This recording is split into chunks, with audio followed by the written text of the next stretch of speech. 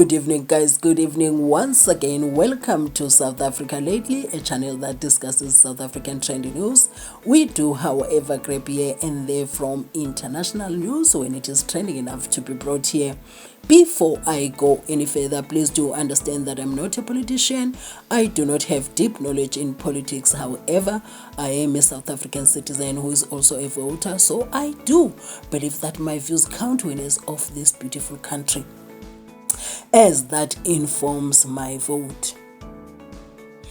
White political parties seem very far from the mark of getting two-thirds majority one day from this country. But before I go into this deep, the VF Plus doesn't look like a party that is pursuing the black vote, quote unquote. If I am wrong on this, I can be corrected in the comment section, and if you want to add your view, you are allowed in the comment section. Even if you want to criticize or disagree with me, or you even agree with me, the comment section is open for that. So I am just new in this political thingy, this political interest that I have now thanks to the arrival of MK.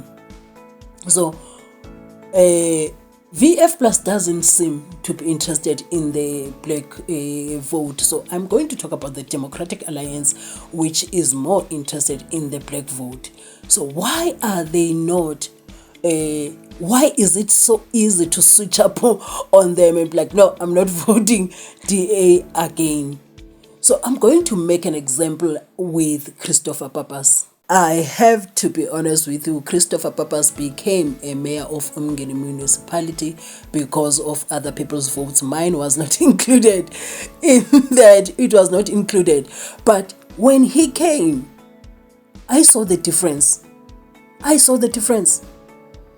He really worked hard to change things around. I'm going to show you certain examples and elaborate on that. So he made a difference. So when he came, we started seeing, though it took a bit of time, I don't know whether they were still arranging or maybe trying to organize the area, the office, so that it becomes what him and his team wanted it to be. One of the first things that we saw happening is that there was a flag, the government flag, the South African flag, there indicating that that is the government building or premises. Many streets didn't have lights. We were used to that no, we live a life like this, and we accepted that we didn't have lights. We just gotten used to it.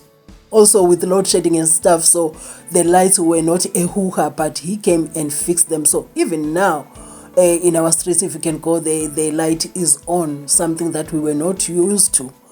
And one of the things that he came in and did is that the waterfall, the Howick waterfall, was messed up, and people would go sit there at the park and drink alcohol, park cars there, and the place would be messed up. No one was making money down there.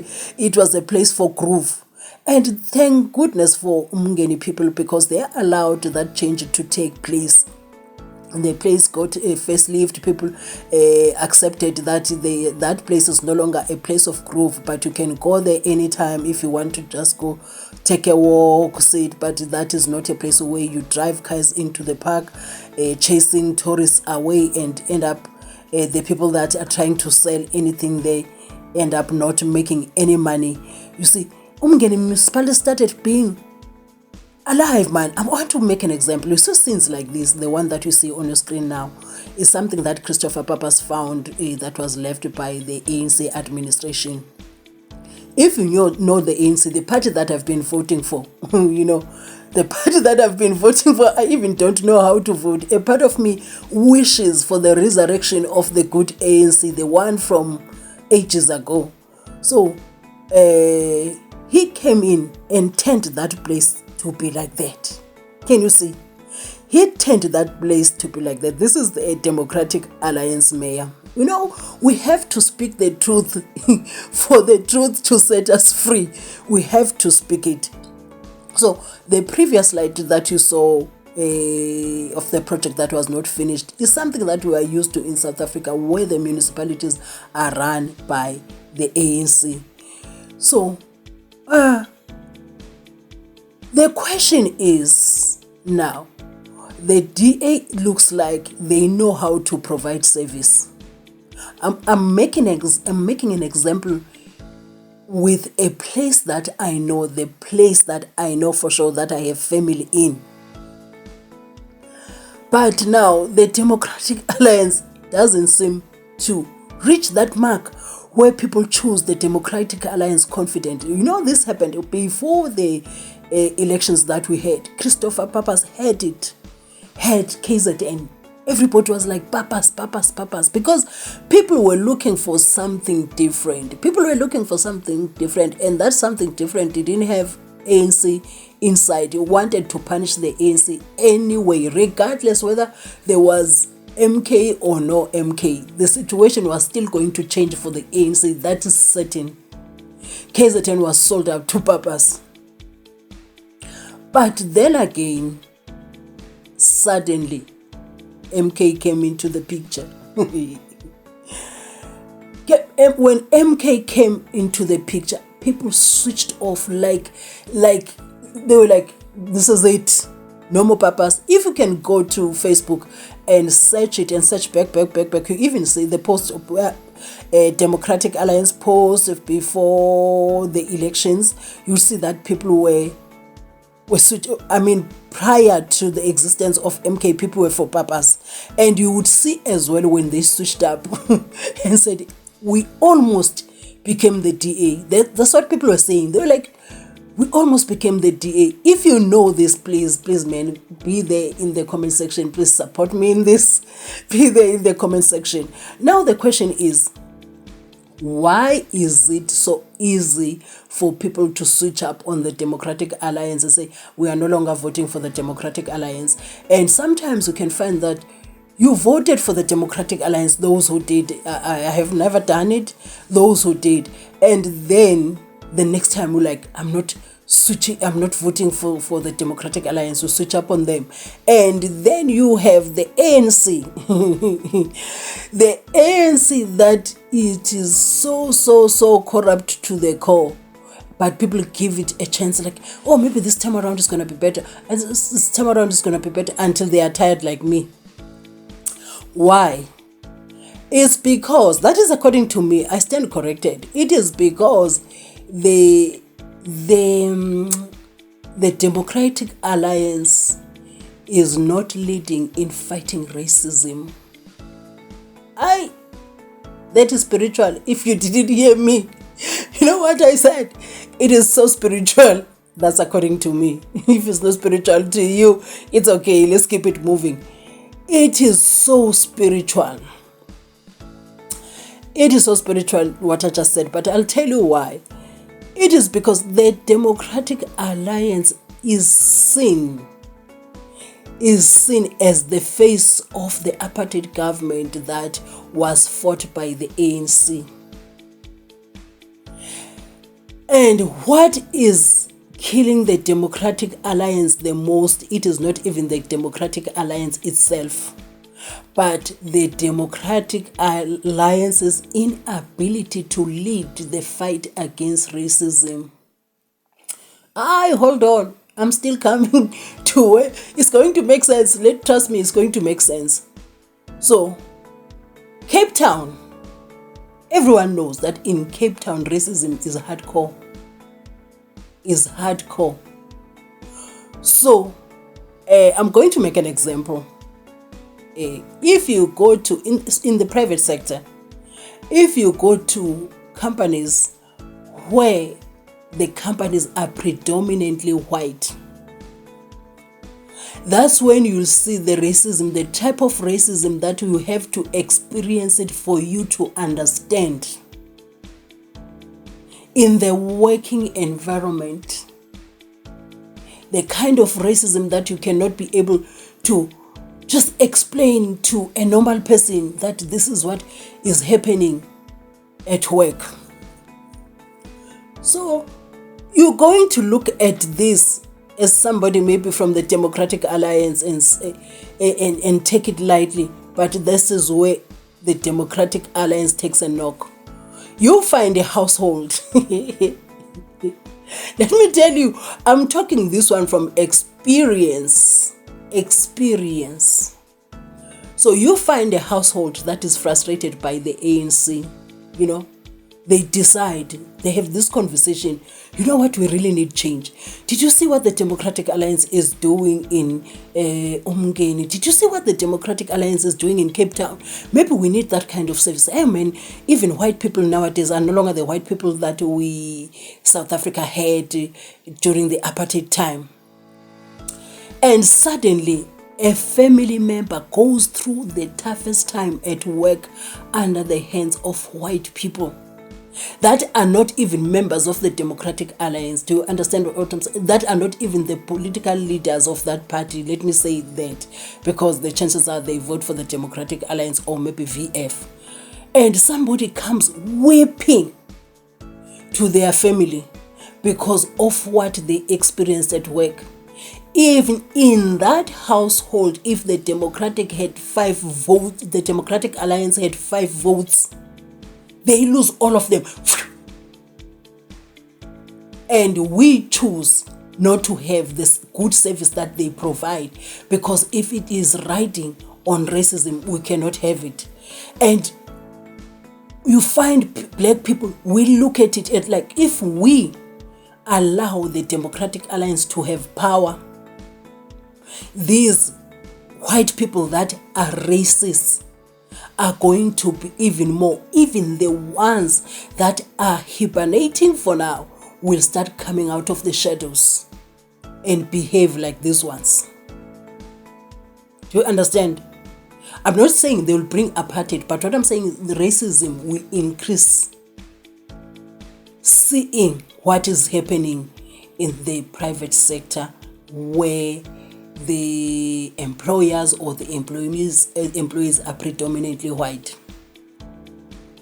Which is why I am saying the Democratic Alliance has to lead the fight against racism. Am I saying that there are no black people that are racist? Duh, it's a no-brainer. Because the only difference is that we have no history as black people where we were leading the apartheid government against white people. So the Democratic Alliance does not have that advantage to say, look, we are not the ones that were governing during the apartheid time, so we are clean. No, they don't have it, because it is predominantly white. So if I experience such hardship, some form of racism in the private sector, in a company that is predominantly white, I would certainly look at the Democratic Alliance as a clone of that place that is torturing me. So this is how the Democratic Alliance cannot afford to be undecided about racism. No, they have to be firm. They have to lead the fight against racism. The inability to do so, or maybe let me rather say their unwillingness to do so, is the one that is going to harm the Democratic Alliance. I'll make an example. If you don't believe me, do you see what is happening today? What is trending? Did you see what is trending today? The Pretoria High School for girls. You know what is happening there? It is not right. I'm going to let you listen to what happened. I'm going to play a few clips. What is happening there is not right. It is not right. Downright, it is not right. But the timing, we are in the era whereby the ANC is just grabbing here and there, trying to stay alive. They are gasping for air. They will lose anything. And the political parties in South Africa now, the ANC and the babies of the ANC, meaning the EFF, the MK, the race card is hardly on the table. It's played every second.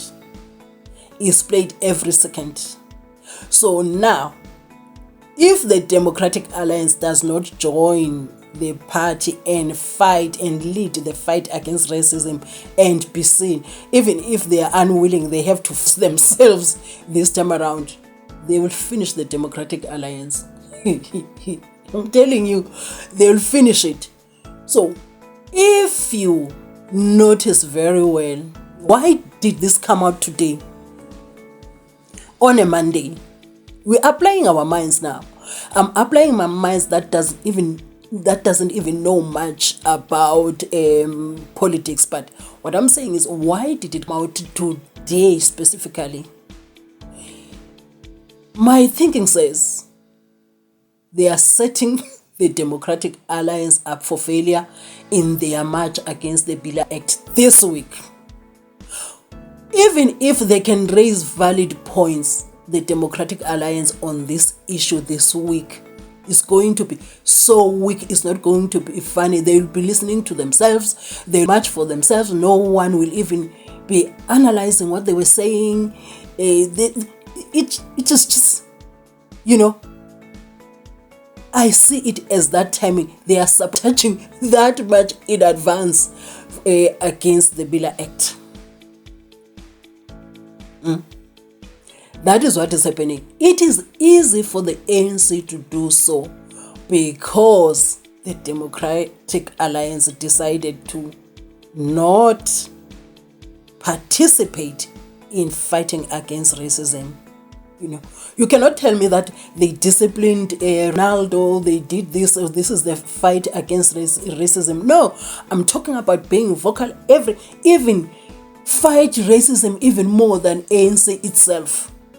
Because we end up now sacrificing the service that we could be getting, the service delivery that we could be getting, because you look at it and be like, if we get that service, the pain that is going to come with that service delivery, not even from the Democratic Alliance itself, but from the people that vote for the Democratic Alliance, from the white people who are racist. Please do understand, I even have white friends myself. I'm talking about the white people that are racist. If black people were to share their stories of racism in the place of work, when it becomes pain to wake up to go to that place, when it becomes pain, and one more other thing is that what did I want to say? There's a lot in my head. I even forgot. Oh, one more other thing that I wanted to say is that the ANC is not about to let go of that race card. The EFF is not about to let go of that racist card. The MK is not about to let go of that racist card.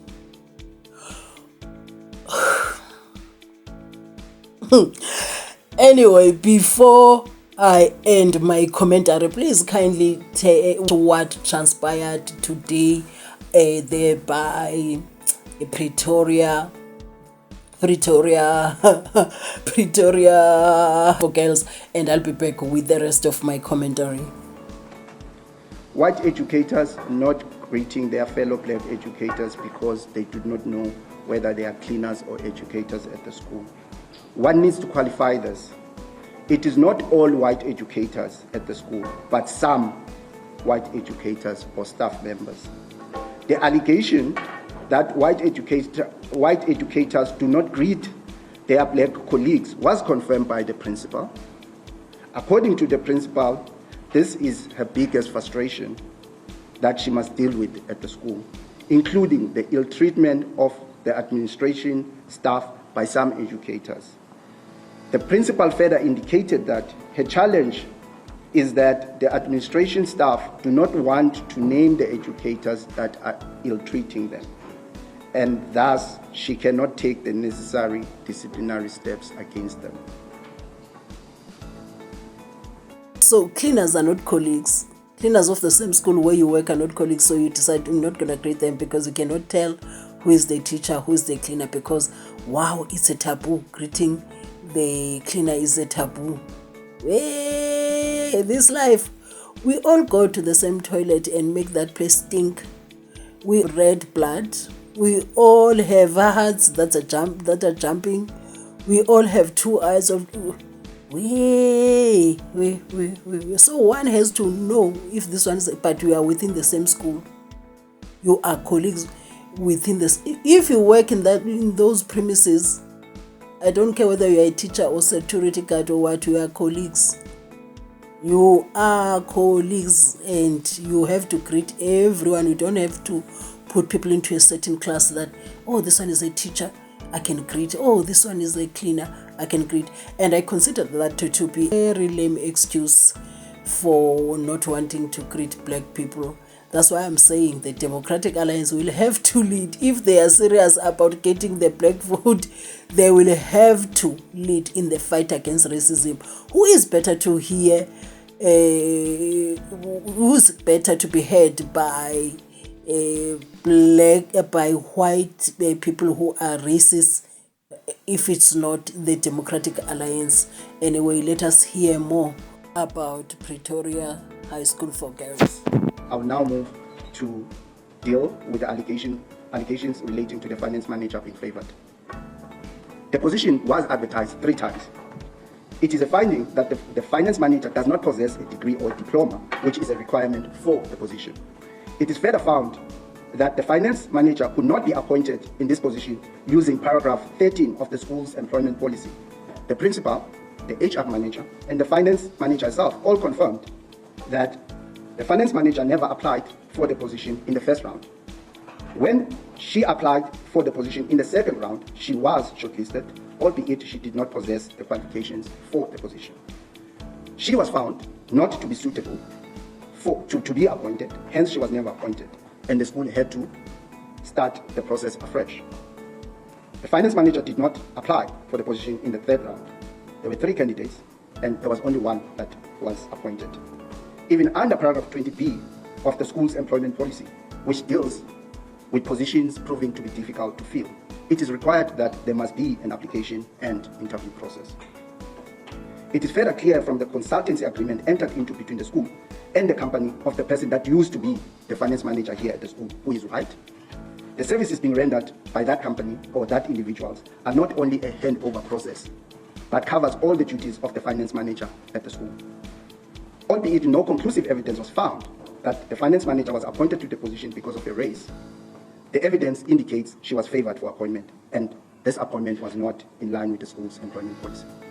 Consequently, the principal contravened, again, the policy on the South African standard for principalship, and in terms of section 18(1)(a) and F of the Employment of Educators Act, has committed misconduct.